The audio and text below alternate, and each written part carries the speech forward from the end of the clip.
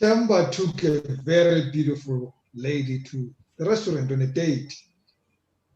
And just before the bill came, the lady said, "Darling, I have something to tell you."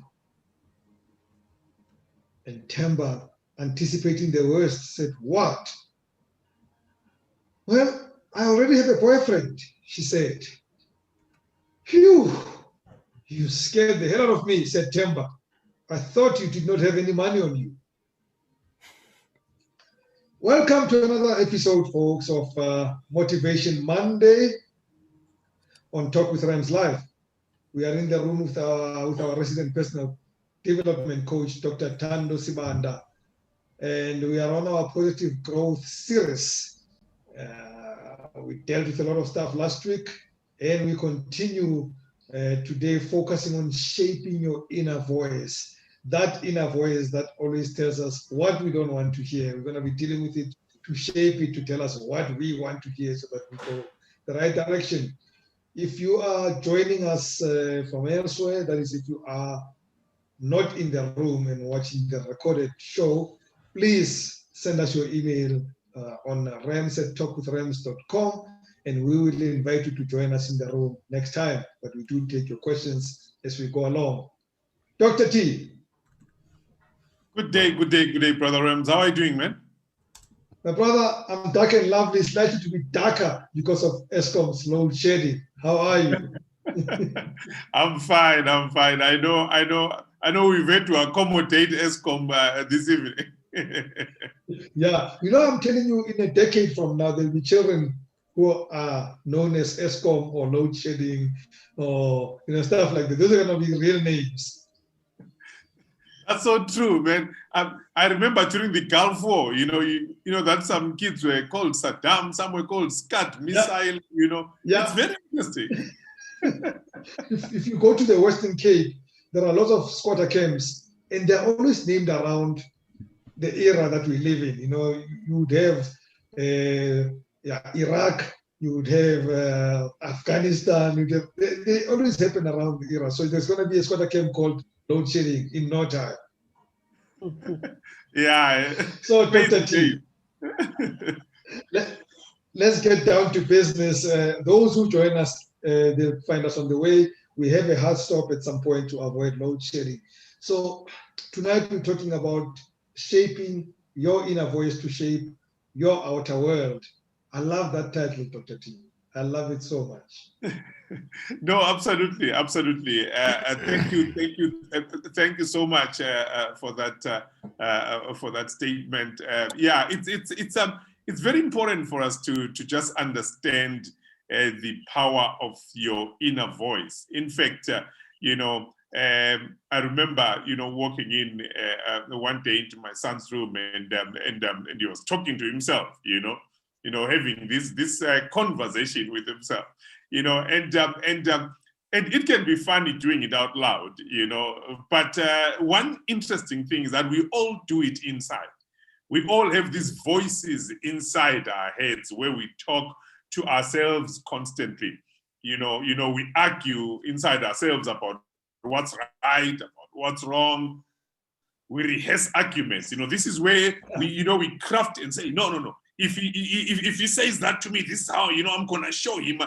All of these conversations are happening within ourselves. We assign blame, we justify our actions. It's this thing called self-talk. Very, very important, because remember, we think faster than we speak. We actually think 6 to 7 times faster than we speak. And our thoughts are defined by that inner voice, And so very interesting for us to know, Rams, is that while we all have voices in our head, they are not all the same voices.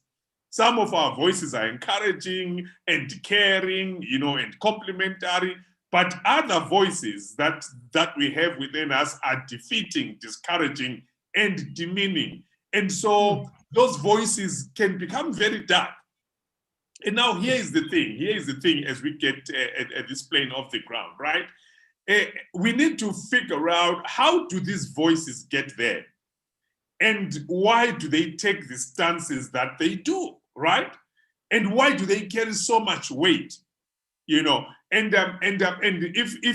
if maybe for some of us here, those voices seem to be sabotaging you, what can you do about it? Because remember, these voices become a very important part of our self-perception, very, very critical, right? So Dr. T, I don't want to, I feel like we're talking about a horror movie. So when some of these voices are mine and they're encouraging and they're complimentary, and the others are discouraging and defeating. So it's not some ghost speaking to me. It's all these voices, the positive and the negative, the encouraging and the discouraging, the defeating and the complimentary. They're all my voices. Oh, absolutely, absolutely, absolutely. Remember, the interesting thing is that we all have an inner voice, right? That inner voice is actually a culmination of the many different voices that we have. And it's interesting because we all know how to identify that voice that is you, the real you. Other people have a picture of you, but you've got a picture of yourself in terms of understanding this inner voice that is within you. And so the interesting thing, Rams, is that these voices come through what are called our grounding environment.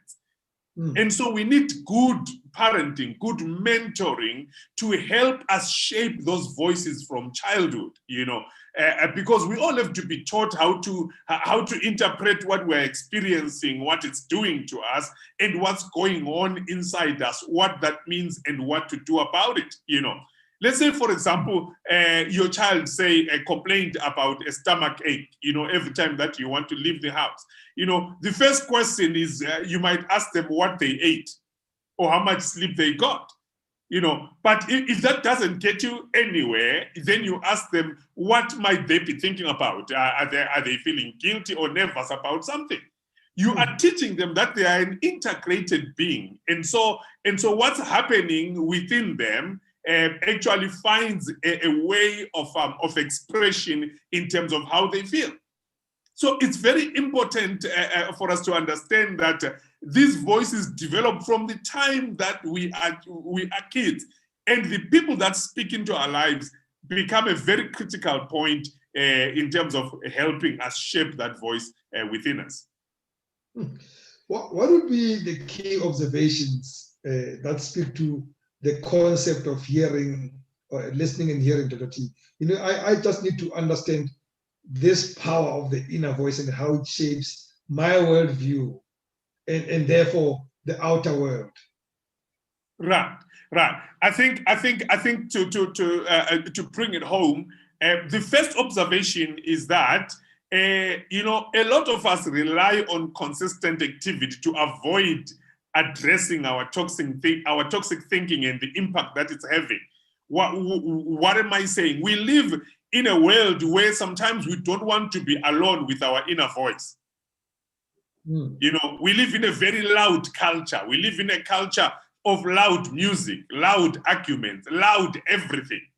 We buy subwoofers and install them in our cars in that little small space called a car. I go buy a car that has a radio already. I say, no, it's not enough.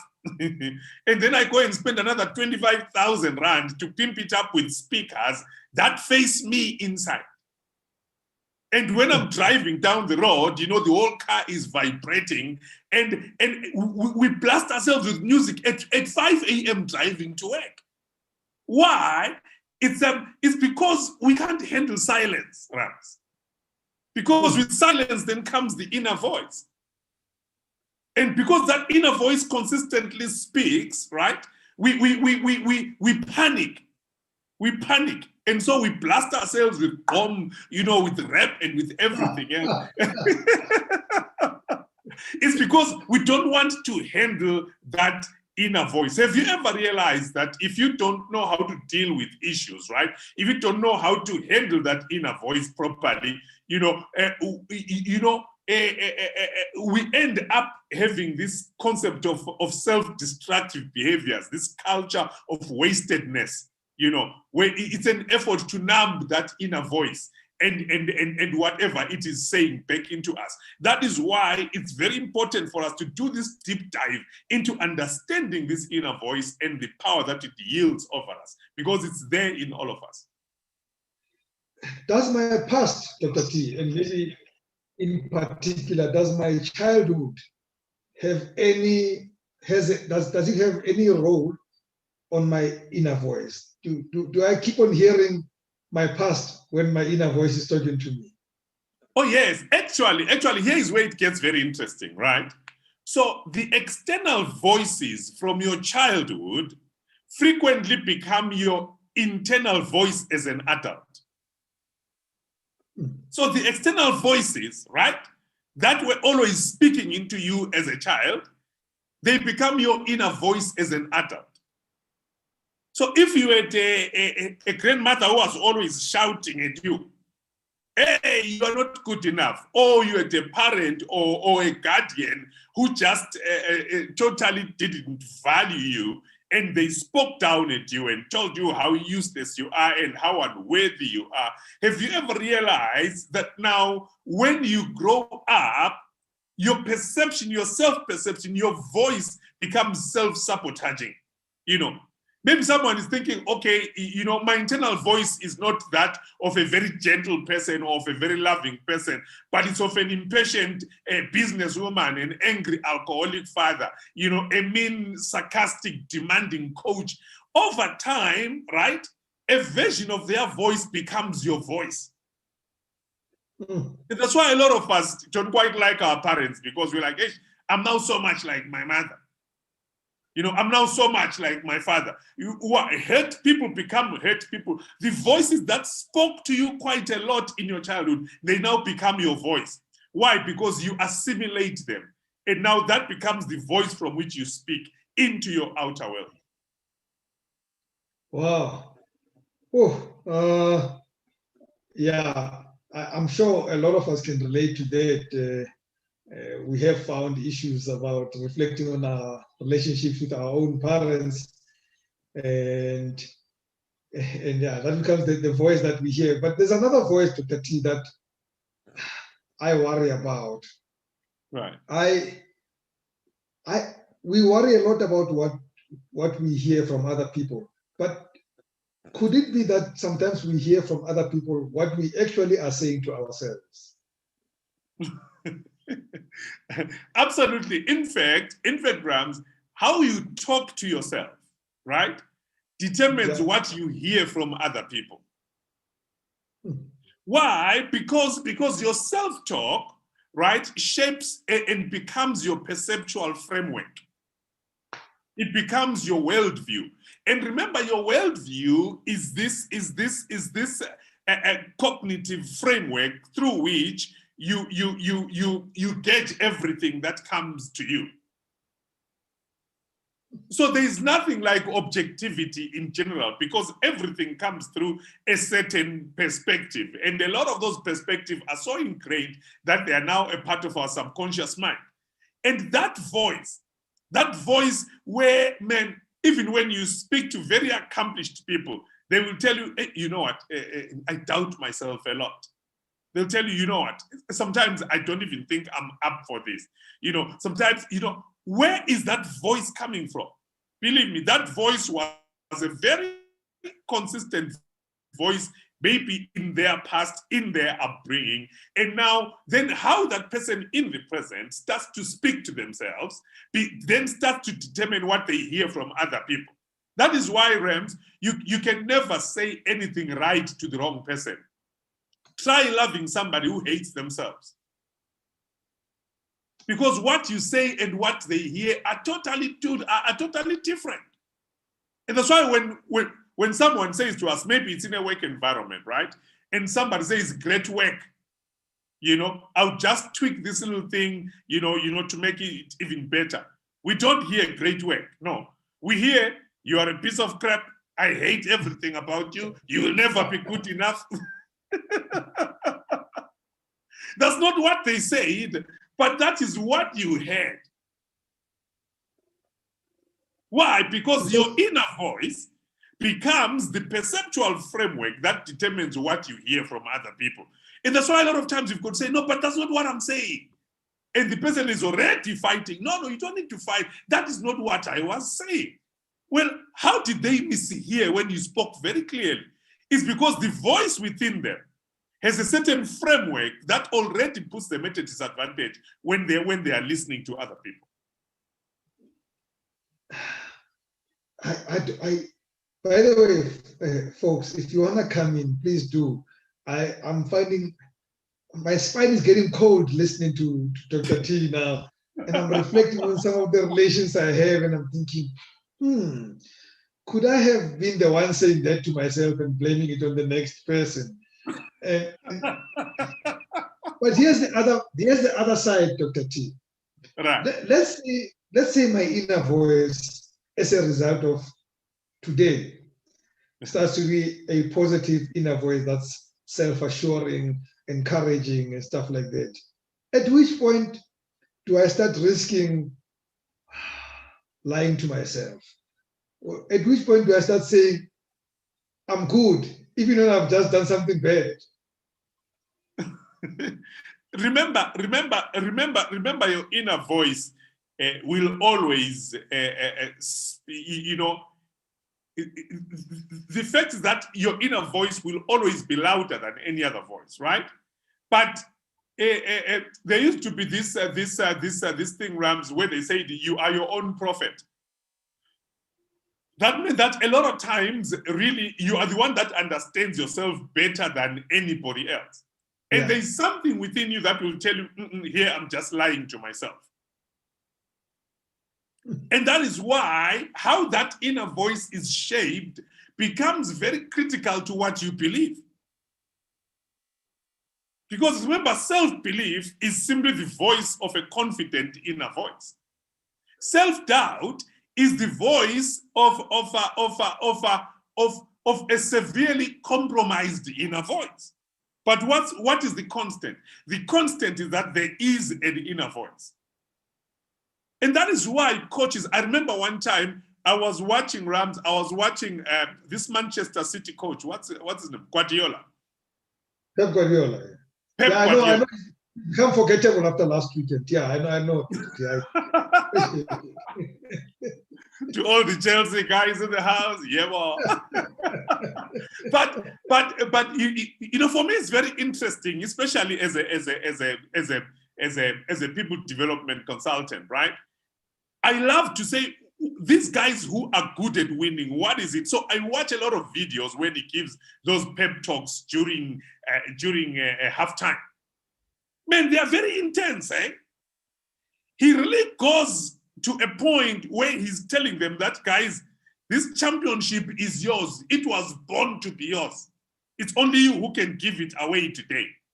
I want you to know that you are winners. I want us to go fight every inch and every little space. That's our cup. Why are you letting them take our cup? This is, why is it doing that? He is trying to replace every other voice in their heads. Because he knows that when they go back out there after halftime, he's not going to be the one kicking the ball.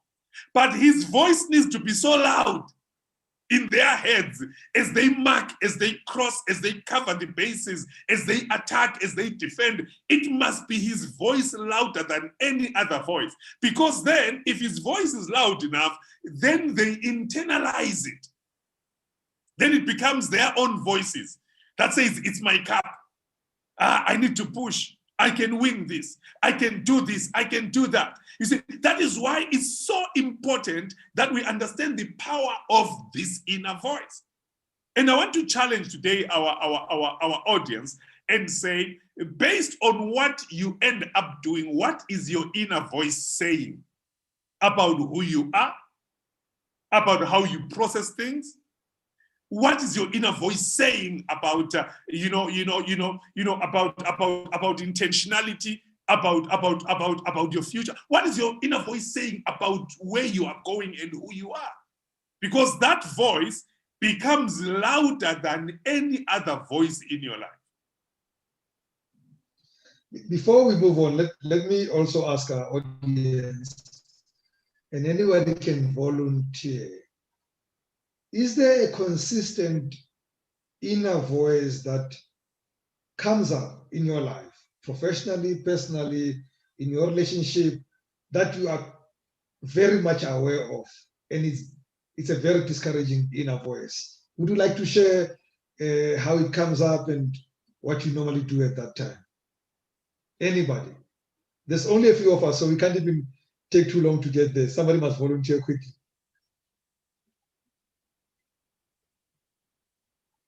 Thank you, Teboho. Can you hear me? Very well. I'm not sure if this will fit into the inner voice, but I think firstly, I wanted to check if the inner voice and intuition could be more or less the same thing, or no? No, intuition is like your sixth sense. It's a sense of feeling. You know, Okay. Your inner voice is that voice that says, you know what, people are gonna laugh at you if you raise your hand to speak right now. Who's gonna listen to you? Kind of, you're not even good enough. Or your inner voice is the one that says, oh man, today you are gonna do great. You were born for this. You know, Yeah. Your boss needs to listen to you. You need to speak up for yourself. You see, all of us have got this. It's always talking, and it is the one that determines our self-confidence or a lack of it. That voice, remember, your thoughts are expressed in words, but there is a very consistent, and there is the loudest voice that really helps you show up in a particular way. That's the most important voice that I'm talking about. I still need to identify before you ask your question, and intuition, by the way, it's also that invisible gun that women put on our heads. But yeah, you can continue. I know. I have an issue with flexibility. I think I'm not very flexible, and when I don't plan or do things according to plan, I get thrown out. And I guess I'm assuming that inner voice is wanting to do things right and being perfect all the time. So when I'm thrown, like for instance, a simple example, last week we changed our session from Thursday to Wednesday. Yeah. Yeah, and I spent the whole time struggling. The whole session, I really was struggling because I'm dealing with being flexible, because my mind was this session should be on a Thursday. Now that it's on a Wednesday, what's going to happen? What do I do?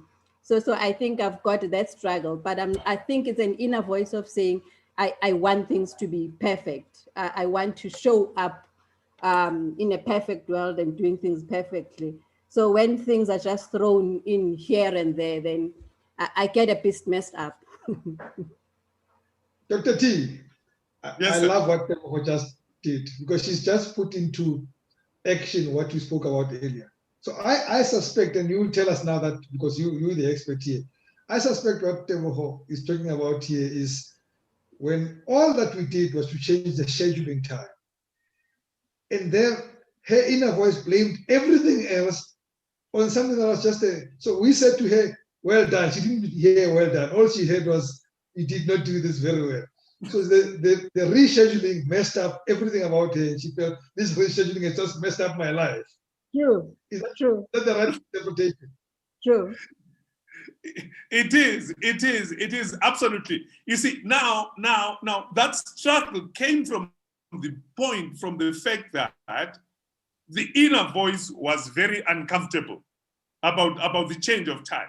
And remember, the inner voice becomes louder than any other voice in your life, because it is the one that actually determines the course of action that you end up taking.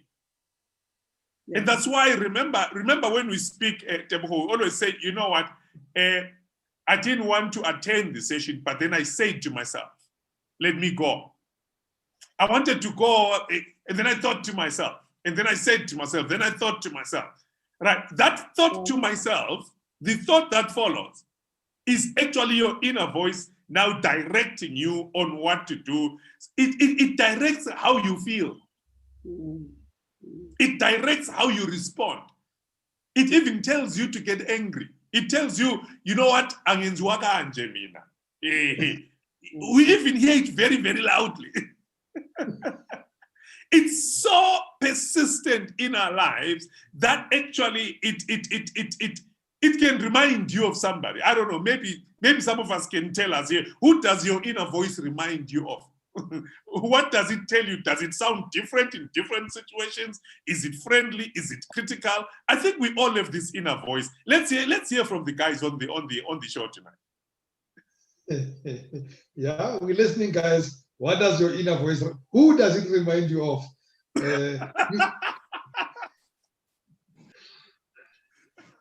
Well, for me,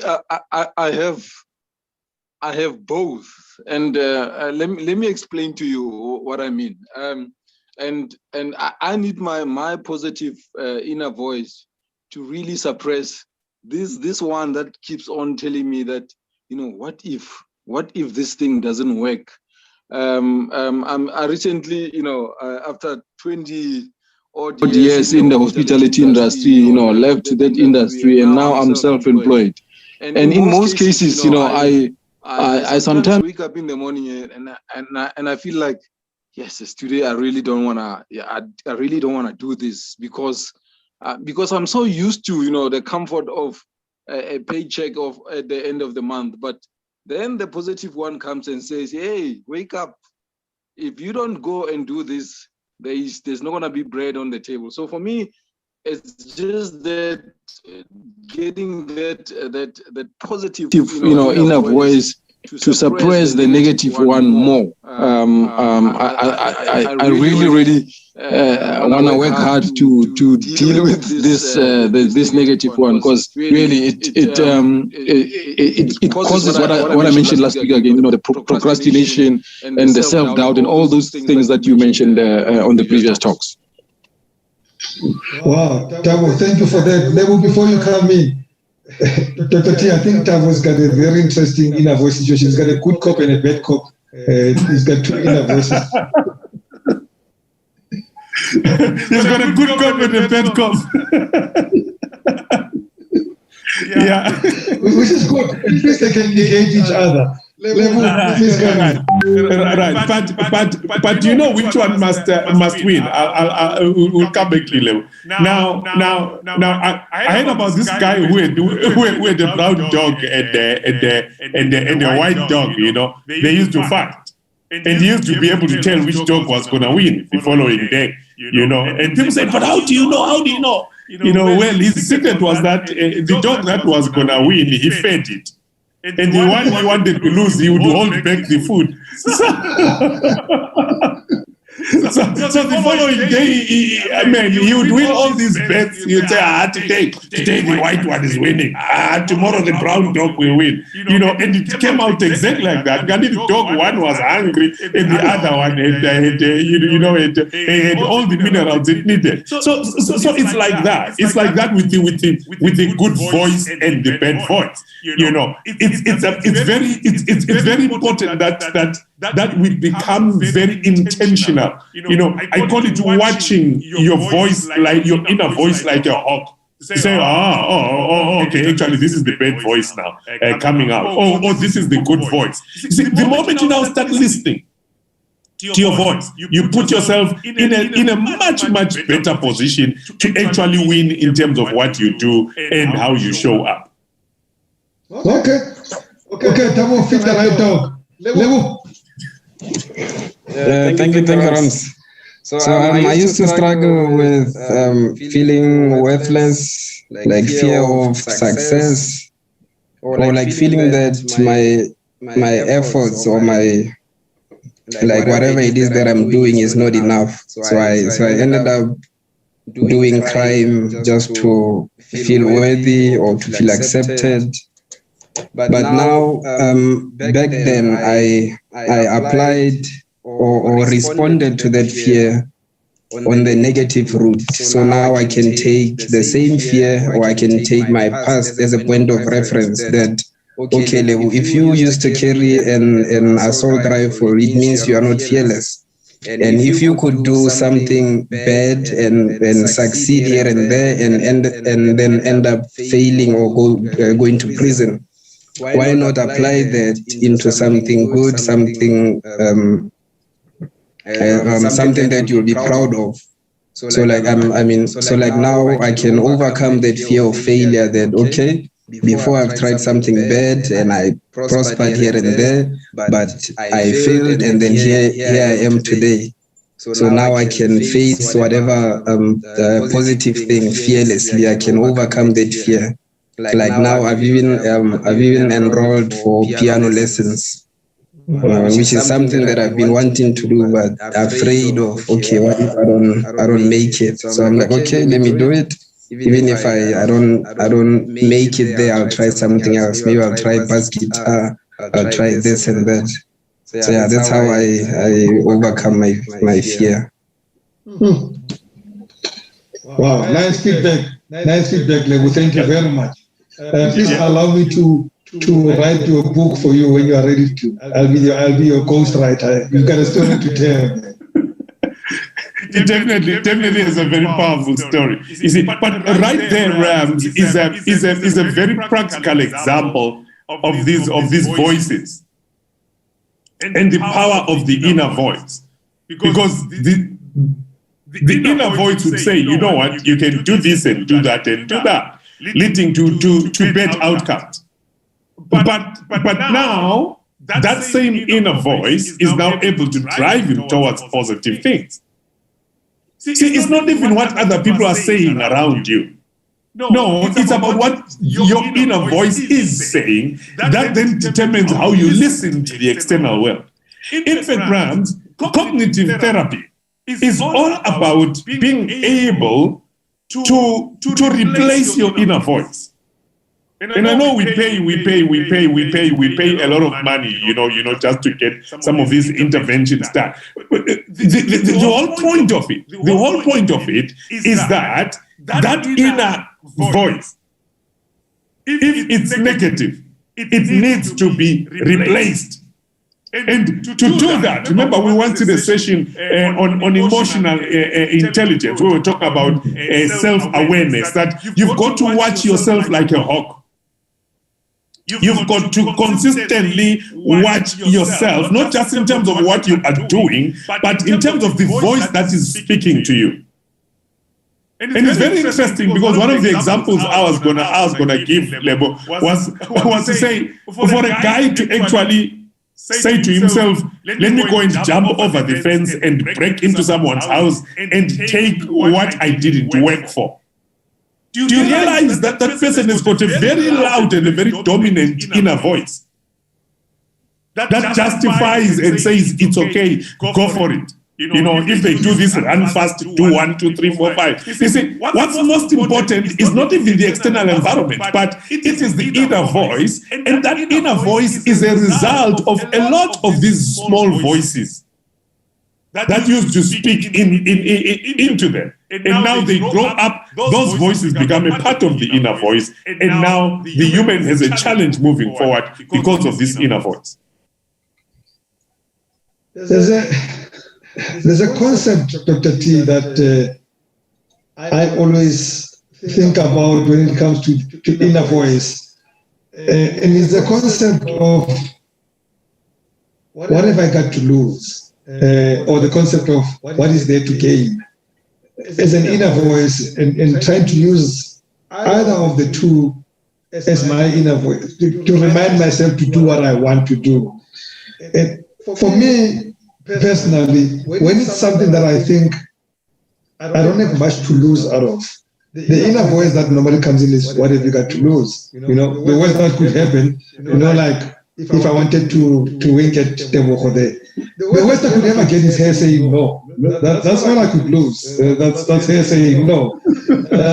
But when it's something huge, when I want to finish that book, or when I want to finish that degree or something like that, I use the other inner voice that says, what have I got to lose if I don't do this? And it tends to remind me that there is much at stake if I don't face my evil, my devil, and go for it.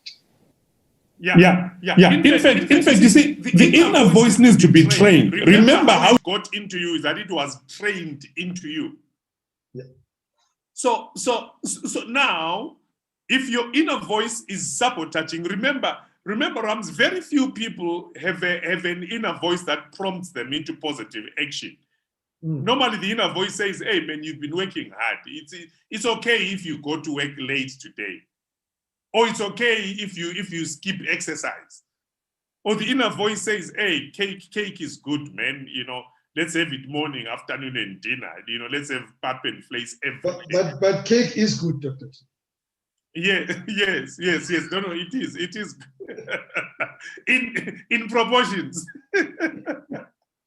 In proportions. So the point is we've got to train our inner voice.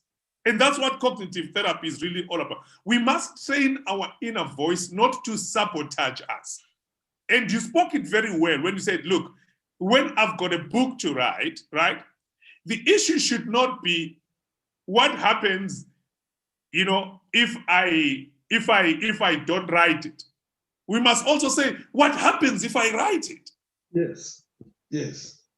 What have I got to gain? Yeah, what have I got to gain? A lot of times, right, we're always saying, what's wrong about this picture? How about we train our voices to say, actually, what's right about this picture? Because you will see that as much as we are trained to be averse to consequences, we are also trained to be drawn to rewards.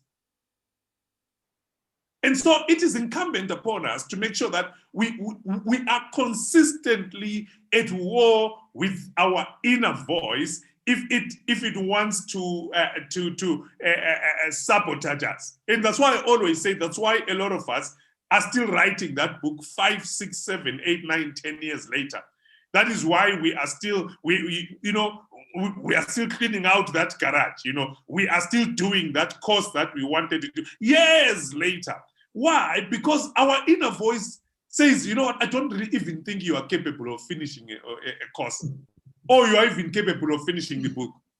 You don't even have half the time to do that. You are busy. You've got to go to work in the morning, and then in the evening there are kids. You need to be kinder to yourself. You see, the inner voice, it's even a crook. So we need to really stand up and watch ourselves like a hawk, so that we are very intentional about recalibrating that inner voice within us. Very critical, Rams. And finally, Dr. T, is this inner voice critical to the relationships that I keep, especially to healthier relationships? In fact, Rams, to have healthier relationships, we need to be intentional about redefining and redirecting our inner voices. Because remember, a healthier inner voice becomes the foundation for our external experiences in relating with others. So the level at which I show up in confidence on this particular show is a result of my inner voice. So imagine if I say to myself, you are the worst neuroscientist around there. You are the worst speaker, you are the worst motivator. Do you even think people are going to listen to what you have to say? I could never come here and confidently articulate some of these things if I listened to a negative inner voice. And so all the time, I've got to really say to myself, I am capable. So my inner voice must be one of strength.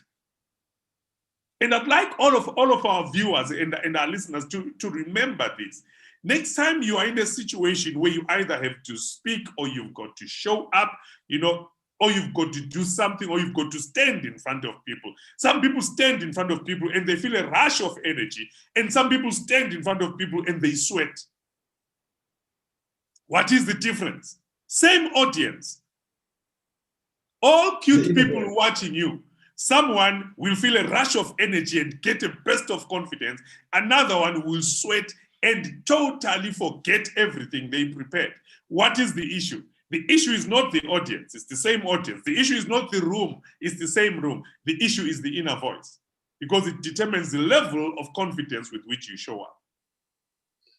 Could it be the amount of drugs the other one took as opposed to... Yeah, I never take drugs before you speak. Yeah, but really the quality of life experience that we get to live out. And remember, these are the good old days of the next 20 years. Remember, these are the sculpturing frameworks of your aspired destination or of your aspired future. That is why no day must be wasted, because every day is a seed of the future. Because remember, you never judge the success of your day by how much harvest you've gathered, but you judge the success of your day by how much seed you've sown. Because in life, you are either seeding or harvesting. So every voice, your inner voice is either a seed for a good harvest in your life, or it's a seed for a bad harvest in your life. And so the outcomes, the behavioral outcomes, the character outcomes, the destiny outcomes that you will get in your life are directly proportional to the quality of your inner voice.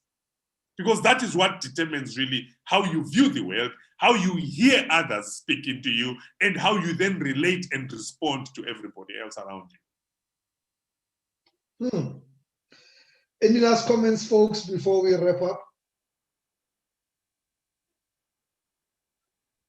Yes. Yes. Yes. I just wanted to add on what Dr. T was saying about like being watchful of our inner thoughts, like because dysfunction has been my normal for too long, like feeling worthless, like thinking that I'm not good enough. It was like so normal. So now I'm training myself to be watchful of every negative comment from my inner voice. Then I make it a point of proving it wrong. And then I take note of the positive ones and I make sure that I prove it right. So like, that's what I'm training myself to be mindful of my thoughts, of my inner voices. And then the negative ones, I prove them wrong. The positive ones, I make sure that they drive me to like proving them right. Thank you. Thank you very much, Lev Steps. Hi, I wanted to check on our subconscious mind. Would that somehow also be related to our inner voice? Because I read somewhere where it says that we spend 90% of our time in our subconscious mind, meaning we are on autopilot most of the time because of the habits and the behavior that you've accumulated over the years. So if you are not aware of that inner voice and you spend 90% of your time in your subconscious mind, there is a lot of damage that you might be doing for us as parents, for instance, with your kids, you know, because you're only 10% conscious of what you're doing. How do you get to that stage then when you are aware of that inner voice and you use the word recalibrate? Yeah, recalibrate, absolutely. And you are actually very spot on, because really your intellect is only has a memory span of what, 10, 15, at most 20 seconds. After that, everything else comes from your subconscious mind. Mm-hmm. So really your priorities, your character, your memories, your habits, all of that is stored in your subconscious mind. Mm-hmm. That is why a lot of our responses are not necessarily a cognitive or executive functionally, executive functional outcomes. They come from our subconscious mind because we are now unconsciously competent in certain areas, because now that's who we are. So I define myself as really a collection of this subconscious network that I am, of things that now I get to do, even my thinking patterns, even my doing patterns, all of these things, that's why up to 90% of your time is actually spent in your subconscious mind. Have you realized that actually thinking consumes a lot of energy? It burns a lot of sugar. That's why, when you have a strat session, people need breaks very, very, consistently, and they need food very consistently. Why? Because thinking, the brain, takes a lot of energy, for you to actually think. That's why we spend a lot of time in our subconscious mind. And then the danger is that when When a negative voice becomes our main inner voice, everything we do is processed through that. That is why there are people who are very toxic in your workplace. There are people who are toxic. You don't want to be around them. That's why there are people who are grumpy. Can you imagine for the guy who's grumpy and for him to be like that for years, it's because there's a voice that is speaking to him concerning that. That says, this is who you are. The rest of the world gets it wrong. Everybody else, this is who you are. You know what? This is, the challenge is really the inner voice. And that is why we need to watch ourselves like hawks. That is why we really need to be on our toes and recalibrate that inner voice to make sure that it is working for us and not against us. Wow. Well, because of one negative inner voice, we have to stop that inner voice called ESCO. So, I don't want to take a chance and then we get cut off. So my positive inner voice says, I think we've achieved a lot tonight. And I really thank everybody for recalibrating themselves to allow to move ourselves to an earlier time as opposed to the time that we always agree on. 2 hours early is much of an ask. That's why there's a lot of guys who are not with us. But for those of you who came in, I truly thank you. And I hope that it was worth your while. I know it was worth my while. And Dr. T, thank you very much as usual. No, it's been a pleasure. It's been a pleasure. Yeah. Next week we're gonna do a very, very good one. It's gonna be quite interactive. I look forward to that one as well. Well, folks, from me, Rams Mabote, goodbye and God bless. Goodbye, guys.